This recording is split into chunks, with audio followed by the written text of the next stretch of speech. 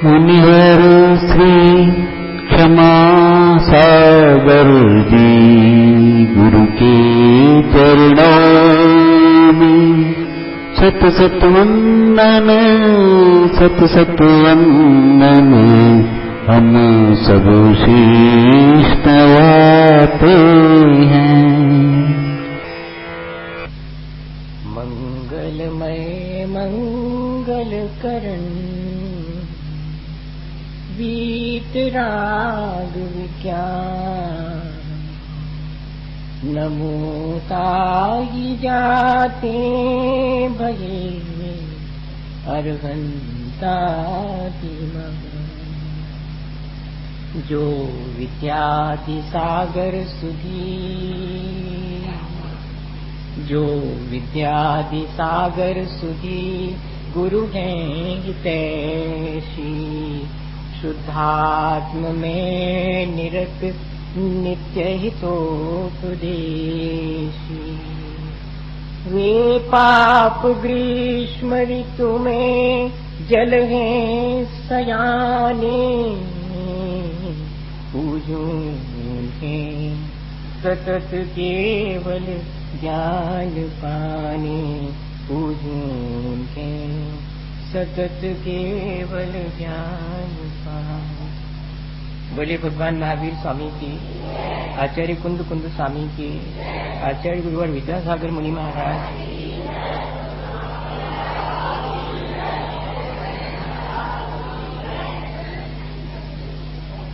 हम सभी लोगों ने पिछले 2-3 दिनों में ये तय किया है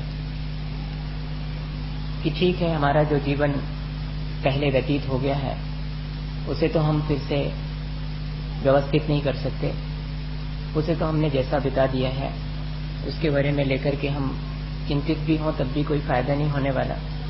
अब सिर्फ इतना ही है कि जो जीवन हमारे हाथ में शेष है उसे हम कैसे व्यवस्थित करें, उसे हम कैसे रेगुलेट करें, उसे हम किस तरह से अपलिफ्ट करें, उसे हम कैसे ऊंचा उठाएं, उसे हम किस तरह से अच्छा करें।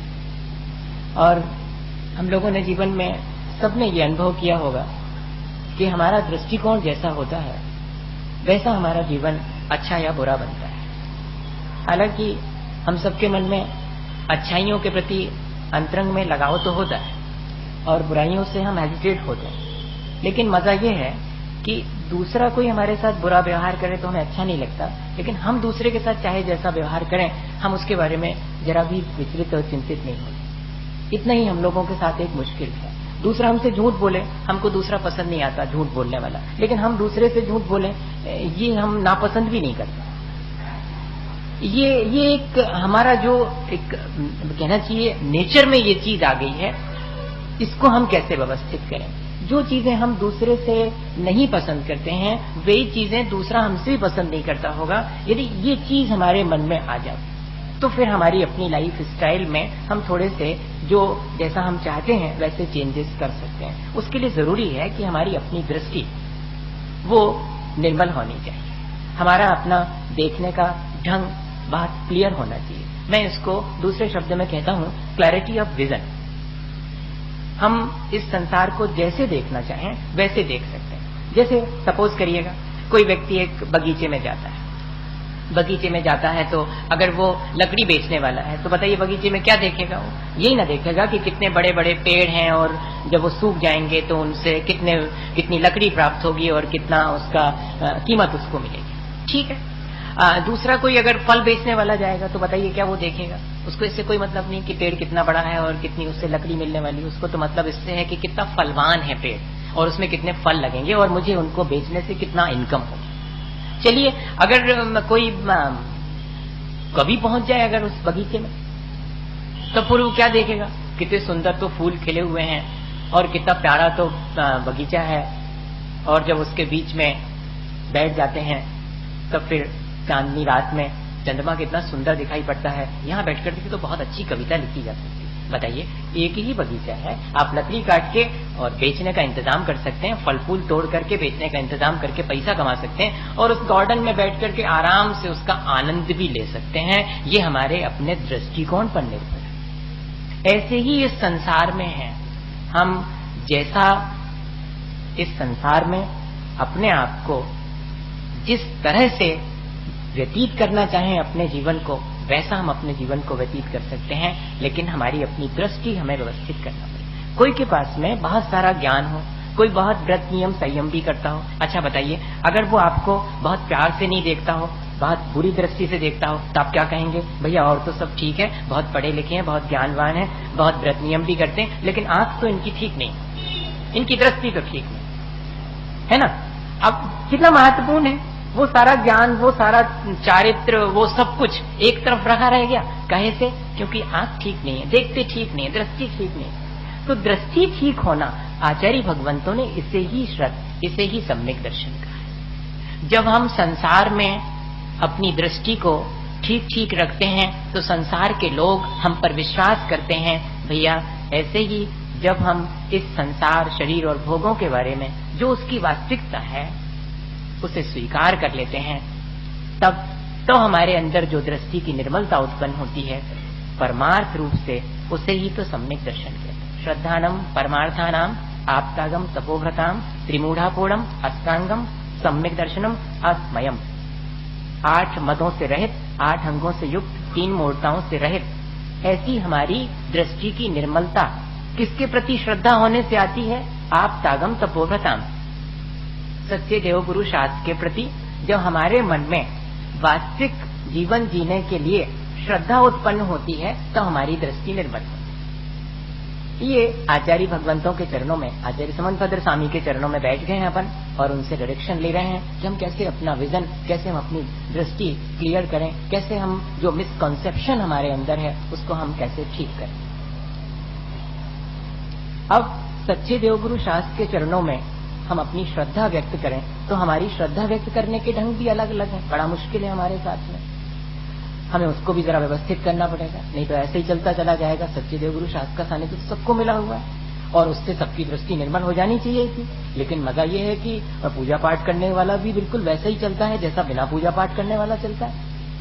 मंदिर जाने वाले के साथ भी वही कंडीशन है और मंदिर नहीं जाने वाला भी उसी तरह से जीवन जी रहा है। तब तो फिर कोई डिफरेंशिएशन हम कर ही नहीं पाते हैं कि ये मंदिर जाने वाला है इसलिए इसकी दृष्टि कितनी निर्मल हो गई है, इसका अपना लाइफ स्टाइल एकदम चेंज हो गया, और ये बिना मंदिर जाने वाला ये तो अलग दिख रहा है। लेकिन यहाँ तो तिलक लगाने वाला और तिलक नहीं लगाने वाला दोनों को कषाय करते समान रूप से देखने में आता है, दोनों को संसार में रचते पसते देखा जाता है। तब फिर जरा कंफ्यूजन होता है कि भाई सच्चे देवगुरु शास्त्र के प्रति श्रद्धा तो हमारी सबकी है, लेकिन दृष्टि की निर्मलता आप कह रहे हैं कि सच्चे देवगुरु शास्त्र के निमित्त से होगी, ये तो अपन को समझ में नहीं आता। तब फिर आचार्य भगवंतों के चरणों में फिर से बैठे कि मामला क्या है, तो वो एक शब्द देते हैं, परमार्था नाम।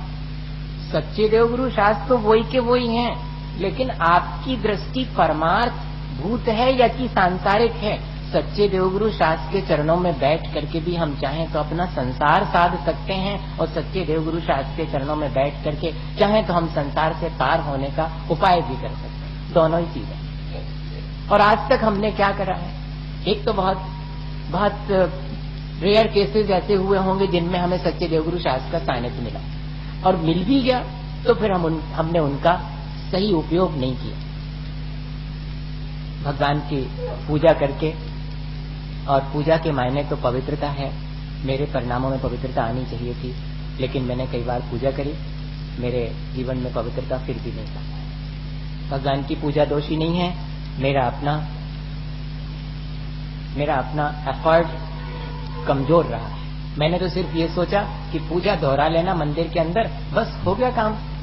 जबकि पूजा जो मैंने मंदिर के भीतर की थी वो मेरे लाइफ में प्रकट होनी चाहिए, वो मैं नहीं कर पाया। और तब फिर उस पूजा से धीरे धीरे करके मैंने सोचा कि अब अगर ये सब अपने जीवन में नहीं आता है तो फिर कुछ और तो आना चाहिए। तो फिर धीरे से भगवान आपकी पूजा रोज करता हूँ, और देखो उधर देखो, जरा मेरी तरफ भी तो देखो कैसे गृहस्थी चलानी पड़ती है, थोड़ा तो बरकत करो। अब इतने दिन हो तो फिर हमने शुरू कर दिया, फिर हमने संसार मांगना शुरू कर दिया। कभी विपत्ति आई तो हमने कहा विपत्ति से बच जाए, कभी हमें घर गृहस्थी में आर्थिक तंगी आई तो हमने कहा वो पूरी हो जाए। फिर जो भी संसार में हमें अभाव लगे उन अभावों की पूर्ति का हमने और रास्ता खोज लिया भगवान को। यही ना कर रहे हम, हमारी श्रद्धा, हम तो कहते हैं बहुत श्रद्धा है, हमारा तो सारा काम श्रद्धा से ही बनता है, देखो हमारी कितनी श्रद्धा है, हम रोज पूजा करते ना, तब तो हमारा इतना बढ़िया धंधा चलता है। अरे वाह, हमें तो ये कहना चाहिए था कि हम रोज पूजा करते हैं, तब देखो ना हमारे परिणाम कितने निर्मल रहते हैं। उसकी जगह पर हम ये कहते हैं कि देखो हम पूजा करते हैं, हमारी कितनी श्रद्धा है, उससे हमारा संसार कितनी आसानी से चलता है। अरे भैया, संसार तो एक पापी व्यक्ति का भी चलता है, किसका नहीं चलता है? सब अपना संसार चला लेते हैं। डाकू भी अपने तरह से अपना संसार चला लेता है और साहूकार भी अपने तरह से अपना संसार चलाता है। सवाल ये नहीं है, सवाल ये है कि मेरी श्रद्धा मेरे जीवन को कितना ऊंचा उठाती है, मेरे अपने जीवन को कितना निर्मल बनाती है। हमने गुरुओं के चरणों में बैठ करके भी क्या किया, उनसे हमें रत्नत्रय की शिक्षा लेनी थी। बैठ करके हमें देखना था कि अरे ये भी हमारे जैसे खाते पीते उठते बैठते आते जाते बोलते सब करते दिखाई पड़ते हैं, हमने और इनमें क्या डिफरेंस। लेकिन वो डिफरेंस हमें ऐसे नहीं दिखाई पड़ेगा, वो डिफरेंस हमें देखने के लिए आंख चाहिए, परमार्थ वाली आंख चाहिए। ये मेरे जैसे ही तो हैं, पर जब मेरे ऊपर विपत्ति आती है तो मैं तो गड़बड़ा जाता हूँ। जब मेरे को कोई संसार की उपलब्धि होती तो मैं एक्साइट हो जाता हूँ। लेकिन ये तो हर एक स्थिति में बिल्कुल नॉर्मल रहते हैं, जरा भी एक्साइट नहीं होते, जरा भी डिप्रेस नहीं होते। अरे भाई, समथिंग इज एक्स्ट्रा, कुछ है इनके पास जो अतिरिक्त है, जरा बैठें इनके चरणों में और देखें कि वो क्या चीज है। ये अगर हमारी अप्रोच हो जाए तो वही कहलाएगी परमार्थ। और अगर हमने ये सोचा कि महाराज जी के पास बैठने से फिर जब बाहर निकलेंगे तो जरा कॉलर खड़ी करके निकलेंगे कि देखा क्या अप्रोच है, 1 घंटे बैठ के आया हूं। हाँ, अरे अगर ऐसा अपने मन में है दूसरे लोगों के दिखाने के लिए कि मैं बैठा था वहां पर और मेरे से तो मुझे तो बहुत उनका कहना चाहिए कि सानिध्य नहीं, सानिध्य तो बहुत अच्छा शब्द है, मुझे तो बहुत उनसे लिफ्ट मिलती है, तब तो मामला गड़बड़ा गया। यही तो अपन गड़बड़ाए हैं, अपन ने यही तो करा है आज तक। भगवान की पूजा करी तो संसार साधा, मुनि जनों के निकट बैठे हैं, गुरु जनों के निकट बैठे तब भी अपना संसार साधा, और 4 लाइनें शास्त्र की आने लगी तो 4 लोगों के बीच में इस बात का अहंकार कर बैठे कि मुझसे ज्यादा जानने वाला कोई नहीं, जो कि मेरे अपने जीवन में अंधेरा है और मैं इस ग्रंथ के माध्यम से दूसरे को दीपक और रोशनी दिखाने का अहंकार कर बैठता हूं। भैया, ये तीनों चीजें इसलिए नहीं मिली कि हम इनसे अपना संसार साधें, सिर्फ इसलिए मिली हैं कि इनके चरणों में बैठ करके मैं अपने जीवन को व्यवस्थित कर सकूं। भगवान जिन्होंने की इस भगवत्ता को हासिल कर लिया, उस जीवन की चरम सच्चाई को जान लिया, अपने जीवन को इतना अच्छा बना लिया कि उसके बाद एक भी बुराई उनके अंदर शेष नहीं रही, तो हम उनके चरणों में बैठे हैं तो हमें रोज रोज आज दर्शन किए हैं, एक बुराई यहीं छोड़ के जाता हूं। और अच्छाइयां मांगने की जरूरत नहीं होती भैया, अच्छाइयां तो मैनिफेस्ट होती हैं, अच्छाइयां तो हमारे भीतर से स्वयं ही प्रकट होती हैं। अगर जैसे कि अपन लोग कहीं पर पानी हो और उसको निकालना हो तो ड्रिल करते हैं, उसको क्या करते हैं, पानी तो वहां है ही, हम तो सिर्फ जो है ऊपर की परतें हटाते हैं और पानी बाहर आ जाता है। हमारे भीतर भी अच्छाइयां हैं, वो तो बुराइयों की परतों में थोड़ी सी ढक गई हैं। हमारा काम सिर्फ इतना है कि उनको वॉश आउट करें, उनको हम हटाते चले जाएं। लेकिन ये दृष्टि तो हमारे पास होनी चाहिए सबसे पहले कि हाँ मुझे हटाना है। और भगवान के चरणों में बैठ के भी हम यही करते हैं कि सारे आवरण आपके उतर गए, आपने उतार दिए, भीतर के भी आवरण उतार दिए, बाहर के भी उतार दिए और संसार की तरफ देखना बंद कर दिया। अरे वाह, इसका मतलब है कि आपने कुछ भीतर ऐसा कुछ देख लिया है कि अब संसार की बाकी चीजें देखना आपको कोई बहुत महत्वपूर्ण नहीं रह गया। और मैं तो सब बाहर ही देखता रहता हूँ। मैं आज आपके पास बैठा हूँ तो यही भावना भाता हूँ कि मैं भी ऐसा ही बनूं, गुरुजनों के निकट भी बैठ करके मैं उनके जैसी समता सीखूं, भगवान के जैसी वीतरागता सीखूं और जिनवाणी मां से स्वपर कल्याण का उपदेश ग्रहण करूं। मानिएगा, फिर देखिएगा कैसे नहीं हमारी दृष्टि निर्मल होती और कैसे हमारा आचरण पवित्र नहीं होता और कैसे हम अपने जीवन को अच्छा नहीं बनाते। बहुत ज्यादा कठिन सी चीज नहीं है, लेकिन इसके लिए हमें अब धीरे धीरे करके अपने सच्चे देवगुरु शास्त्र के प्रति परमार्थ भूत श्रद्धा, उनसे वीतरागता हासिल करने का अपना उपक्रम शुरू करना चाहिए, क्योंकि बिना इसके हमारी श्रद्धा वास्तविक नहीं कहलाएगी, वो सांसारिक ही कहलाएगी। हम अपनी श्रद्धा होते हुए भी और उसके लाभ नहीं ले पाएंगे। बिना श्रद्धा के तो संसार बिल्कुल नहीं चलता, विश्वास के बिना संसार नहीं चलता और श्रद्धा के बिना मोक्ष मार्ग नहीं चलता। जिंदगी सिर्फ हिसाब से नहीं चलती भैया, विश्वास से चलती, एक एक कदम पर। और अगर हम जिंदगी को हिसाब से ही बिताते रहेंगे कि बस अपने को तो खाना पीना और एक स्टेटस अपना मेंटेन करके रखना है और संसार में ही सारी चीजें प्राप्त करनी, अगर ये दृष्टिकोण है तब तो फिर मुझे कोई बात कहनी नहीं है। लेकिन अपन तो इसलिए बैठे हैं यहाँ पर कि हमने देख लिया, सब तो करके देख लिया। कल तक जिन चीजों का अभाव था, एक दिन जब वे चीजें मिल जाती हैं तब भी मुझे सेटिस्फेक्शन नहीं दे पाती हैं। तब फिर मैं अपनी दृष्टि बदलूं। जिन चीजों में कल तक मैं सुख मानता आया हूं और मुझे कई बार इस बात का अनुभव हुआ है कि उनमें सुख नहीं मिलता, दुख ही मिलता है, तब फिर मैं क्यों एक बार ये तय नहीं कर लेता हूं कि मुझे अब नहीं चाहिए ये, मुझे अब इन चीजों से सुख की आकांक्षा नहीं है, उनसे नहीं मिल सकता है। जैसे कि कोई व्यक्ति थक जाए पानी में से मक्खन निकालते निकालते तो वो निराश हो जाता है कि पानी में से नहीं निकलेगा, हमने मान लिया।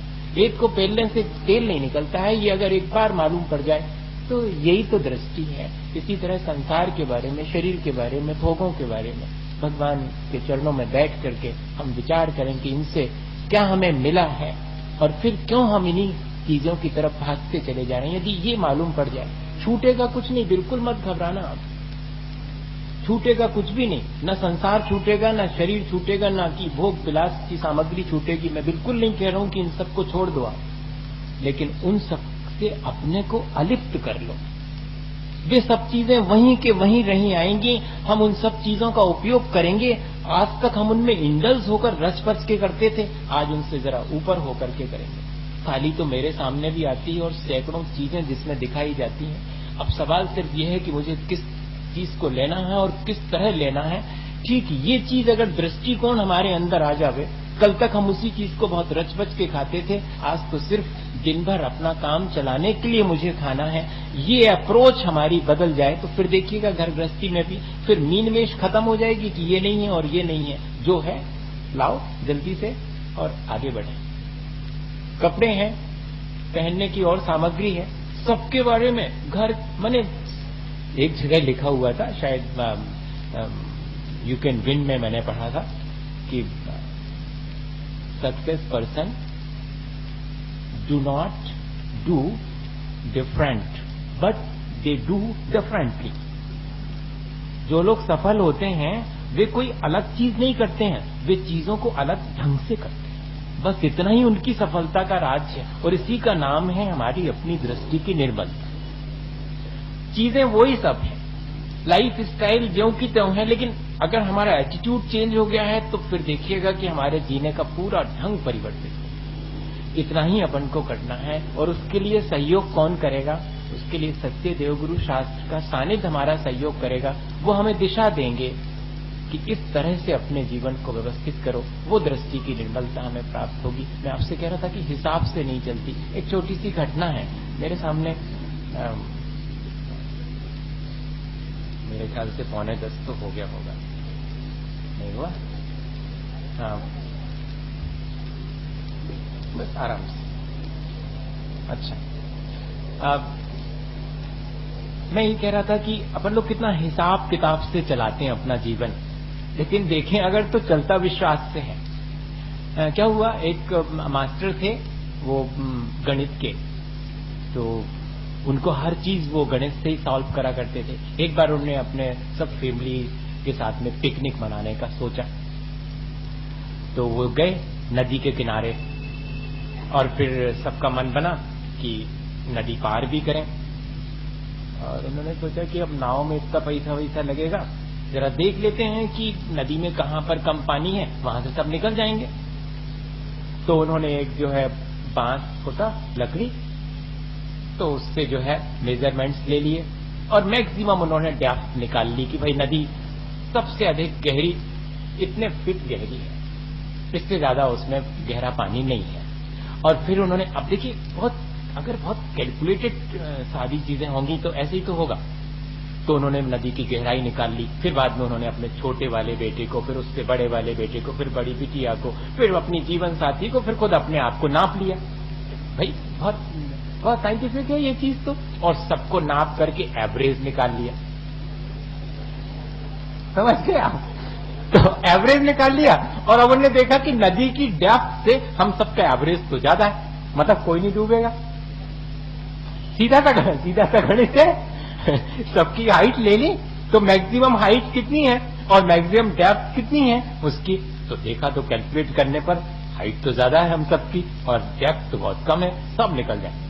चलो चलना शुरू हुआ। अब चलना शुरू हुआ तो वो जो 4.5 फीट का बेटा था, 3 फीट का जितना भी, तो उसने देखा कि उसने कहा पापा वो तो कंधे तक आ गया पानी। उन्होंने कहा डोंट वरी, डोंट फियर, कोई डरने की चिंतित होने की बात नहीं, कैलकुलेशन इज एग्जैक्टली करेक्ट।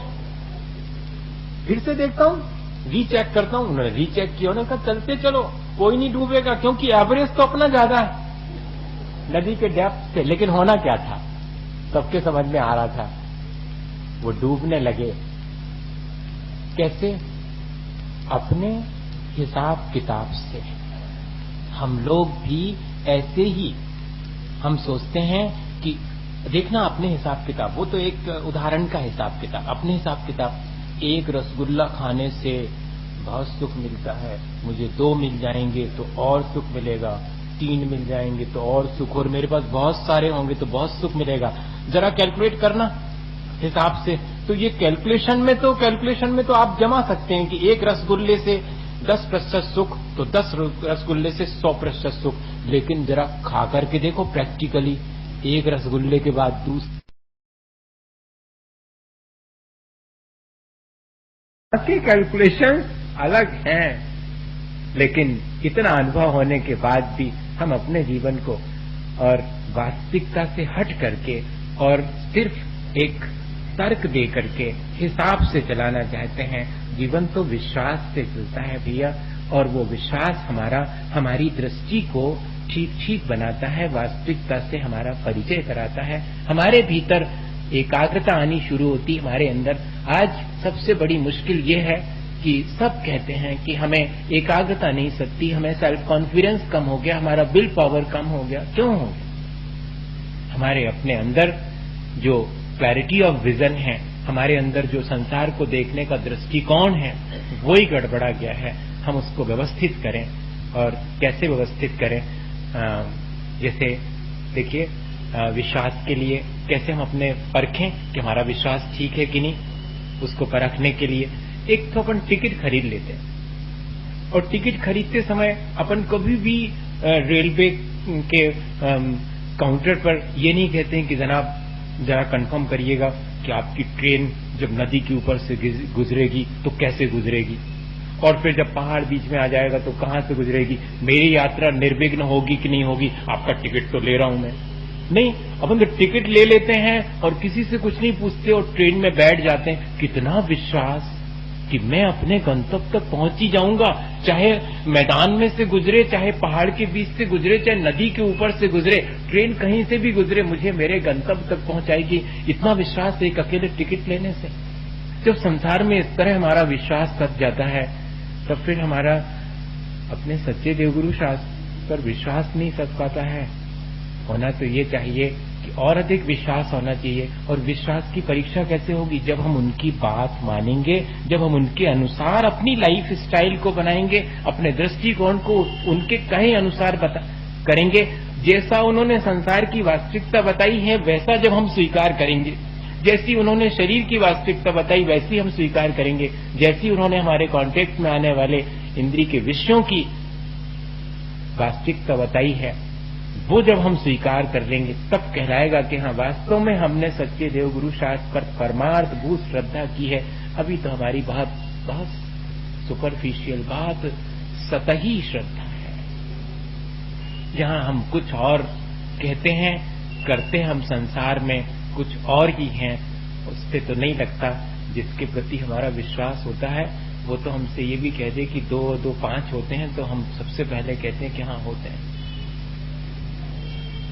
जिसके प्रति हमारा विश्वास होता है, जिसके प्रति हमारे मन में बहुत श्रद्धा का भाव होता है, हम उसके जैसा बनना चाहते हैं। एक सामान्य से जीवन में अपन देखते हैं कि जिसका जो फेवरेट या तो पोएट होता है या कि फेवरेट लीडर होता है कि कोई भी फेवरेट अगर है उसका अपना, तो उसके जैसा बनने की कोशिश नहीं करते। वो टोपी ऐसा लगाता होगा तो अपन भी वैसे ही लगाएंगे, नहीं, बिल्कुल वैसे ही वैसा करने की कोशिश करेंगे। और हमारे सच्चे देवगुरु शास्त्र, वो हमारे फेवरेट क्यों नहीं है?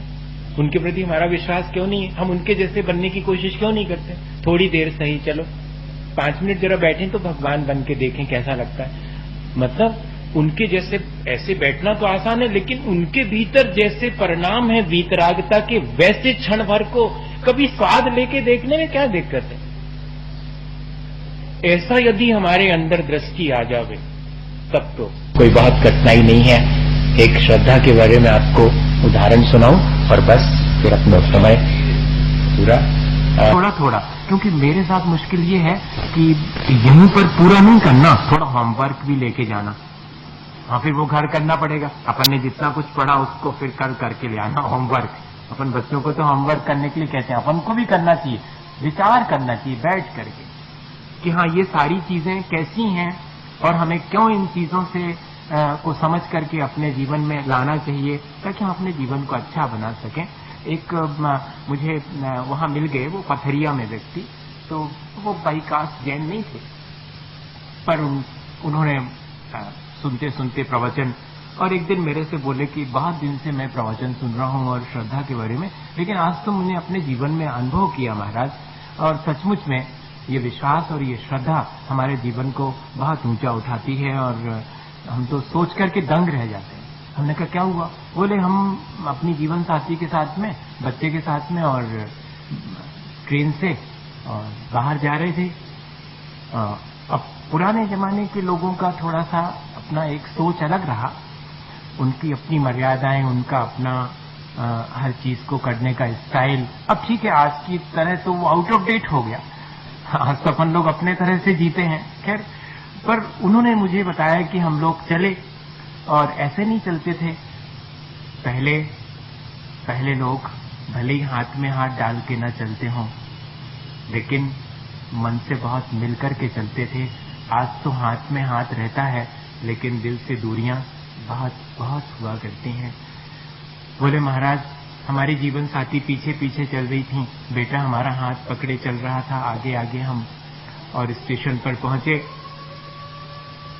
अब ट्रेन आने में देर थी, तो हम तो जीवन साथी को हमने कहाँ बिठाल दिया? अपनी पेटी पर। पेटी लेके जाते थे, अब तो ऐसी वाली पेटी रहती कि जिसपे बैठ जाए तो वो ही बैठ जाए। पहले वैसी वाली पेटी नहीं रहती थी, पहले उस पर बैठ सकते थे आराम से, तो वो पेटी। अब तो सब चीज बहुत सुंदर चाहिए, बाकी उसमें दम हो चाहे नहीं। तो उस पर बिठाल दिया, हम होल्डाल लेके गए थे तो हम उस पर बैठ गए, लेकिन दोनों के बीच में एक दूरी थी, भीतर में नहीं बाहर में वो एक मर्यादा की दूरी थी, और उस दूरी को हमारा बेटा भर रहा था। बड़ा प्रतीकात्मक है, उस दूरी को भर रहा था बेटा, झट से माँ के पास, झट से मेरे पास, फिर माँ के पास, ऐसे, और वो अपने खेल में लगा था। थोड़ी देर में वो मेरे से बोलता है कि पिता हमको नींद आ रही, हम सोएंगे। हमने कहा देख भैया, तुम अगर सो जाओगे और ट्रेन आ जाएगी तो हम यहीं छोड़ के चले जाएंगे। उसको बड़ा आश्चर्य हुआ कि पिताजी होकर के ऐसी बात कह रहे हैं। उसने एक बार फिर से ट्राई की, 5 मिनट के बाद उसने कहा कि बहुत नींद आती पिताजी मेरे को, अब ट्रेन कब आएगी, मैं तो सोऊंगा। और वो मेरे पास बोले सोने लगा। मैंने फिर से डांट दिया उसको कि मिस्टर अगर तुम सो गए मैं यहीं छोड़ के चला जाऊंगा। उसने मेरी आंखों में झांक करके देखा और चुपचाप अपनी माँ के पास जाने लगा। मैंने कहा अब देखें क्या कहता वहां जाकर के, और माँ क्या कहती इसकी। इतनी दूरी नहीं थी कि एक दूसरे की आवाज सुनाई ना पड़ सके। दूरी तो थी, लेकिन इतनी दूरी नहीं थी कि एक दूसरे की आवाज सुनाई न पड़ सके। और अब क्या होता है कि भले ही सट के बैठे हों, लेकिन एक दूसरे की आवाज नहीं सुनाई पड़ती, जो कि अंतरंग की आवाज होती है। बदल गया, अब बहुत वो चीजें सब आउट ऑफ डेट हो गई। अब तो अपन बहुत अप टू डेट हो गए, है ना। अब वो गया उधर माँ के पास, और माँ से भी उसने वही ज्यों की त्यों चीज कही, माँ हमको नींद आती है, हम सोएंगे मां। ए भैया, तुम अगर सो जाओगे तो हम यहीं छोड़ के चले जाएंगे। मां ने भी वही बात कही, लेकिन बहुत फर्क है। दोनों में बहुत फर्क था, दोनों के टोन में बहुत फर्क था, दोनों के कहने के ढंग में तो फर्क था ही, दोनों के अपने अंतरंग में भी बहुत फर्क था। वो ऐसे नहीं समझ में आता। और बेटे ने विश्वास नहीं किया मां की इस बात पर, मां पर विश्वास किया, मां की बात पर विश्वास नहीं किया, क्योंकि ये कह रही है भले ही। एक बार फिर से कहा कि मां मैं सोऊंगा, मुझे नींद आ रही, और वो गोद में सोने के लिए करने लगा। बोले मैं देख रहा था कि ये तो मां ज्यों की त्यों जैसा मैंने कहा वैसा ही कह रही है। फिर भी मां की गोद में सो गया, निश्चिंत होकर के सो गया।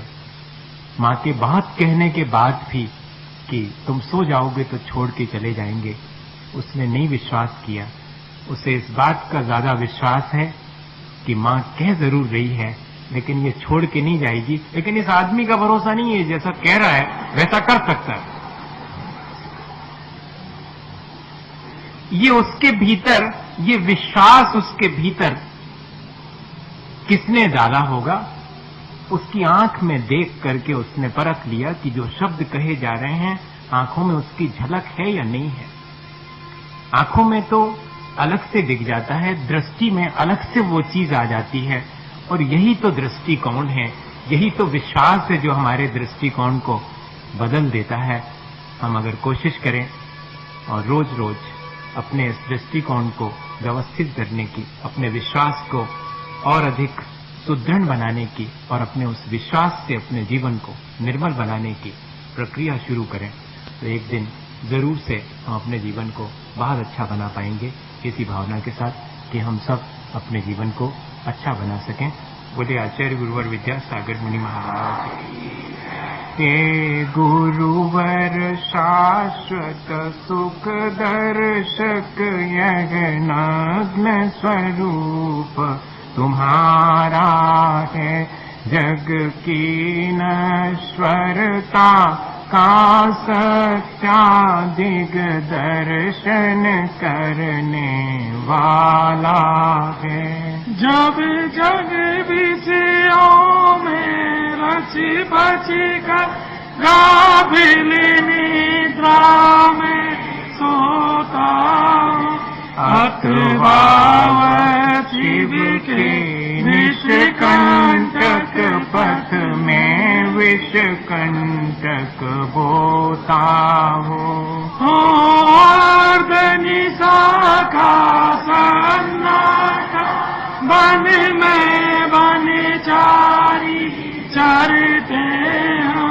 तब शांत निराकुल मानस तुम तत्वों का चिंतन करते हो। करते तप से नदी तट पर करुतल वर्षा की जड़ियों में समतारस पान किया करते, सुख दुख दोनों की घड़ियों में। अंतर ज्वाला हरती वाली मानो जड़ती फूल जड़िया। भव बंधन तड़ तड़ टूट पड़े, खिल जावे अंतर की कलियां। तुम्हें सावधानी क्या कोई जग को देगी जग की निदिया। दिन रात लुटाया करते हो सम सम की अविनश्वर मणियां। हे निर्मल देव तुम्हें प्रणाम, हे ज्ञान दीप आगम प्रणाम। हे शांति त्याग के मूर्तिमान शिव पथ पंथी गुरुवर प्रणाम। मिथ्यात्व में नाश देखो, ज्ञान के प्रकाश देखो, अपरिभाष देखो, मनुष्य बखानी है। द्रव्य जान देखो, बंदे विधि भान देखो, सफर पिशान देखो, परम प्रमाणी है। अनुभव बताए देखो, धीर के जताए देखो, काऊ न सताए देखो, बबे और रानी है। रावाणी हाहाकार देखो, पार के उतार देखो, सुख वे हार देखो, ये जिन वाणी। जवानी के ज्ञान के तुझे लुका लो, सोवानी मस्तग्न सदा देखो। उदक चंदने तांडोल पोस्वे, चारों से दीप सोदो पलार। धवले मांगले गाने गवा कोले, जेने ग्रहे मोने राजमान। ओम ह्रीम 108 संत श्रोमणी आचार्य गुरुवर विद्यासागर जी महाराज के संगत मुनि श्री क्षमा सागर जी महाराज, श्री भव्य सागर जी महाराज के चरणों में जयमाला गुणा अर्घम निर्वाणवती स्वाहा।